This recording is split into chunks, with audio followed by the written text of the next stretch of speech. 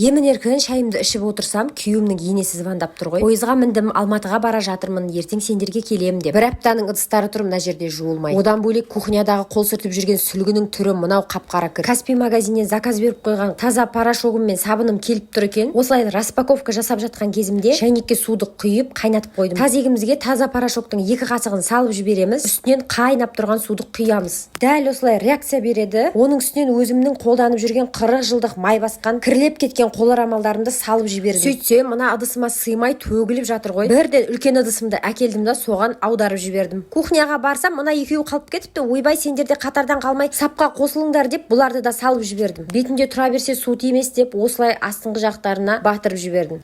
Қазанға суды құйып қайнатып, оның үстінен таза порошогының 2 қасығын салсам, ойбай-ау, реакция бергені соншалықты қазаным тасып кете жаздады ғой. Күнделікті қолданып жүрген осындай кастрюль бар еді, жан-жағына май басып қалған. Одан бөлек каша пісіріп жүрген ыдысым да бар еді, оны да салып жібердім. Жарты сағат тұрып қайнағаннан кейін ыдыстарды алып, губканың көмегімен жақсылап бір-бір жуып алдым. Мә, достар, результатын қарасаңыздар, ыдыстарым да жарқырап, жайнап қалды. Одан бөлек қоларамалдарым да маған рахмет айтып жатыр ғой. Айтпақшы достар, порошокты салып, жарты сағат күтіп отыратын уақытым жоқ дейтін болсаңыздар, тазаның сабыны көмекке келеді. Кетпей қалған кірлеріңізді, дақтарыңызды осы тазаның сабынымен ақ кетіріп алсаңыздар болады. Ойфа, достар, нағарасаңыздар, қоларамалдардың кірлері осылай шықты ғой. Барлық қоларамалдарымның кірлері кетіп, тап-таза болып қалды. Сіздер де таза порошогын қолданып көріңіздер.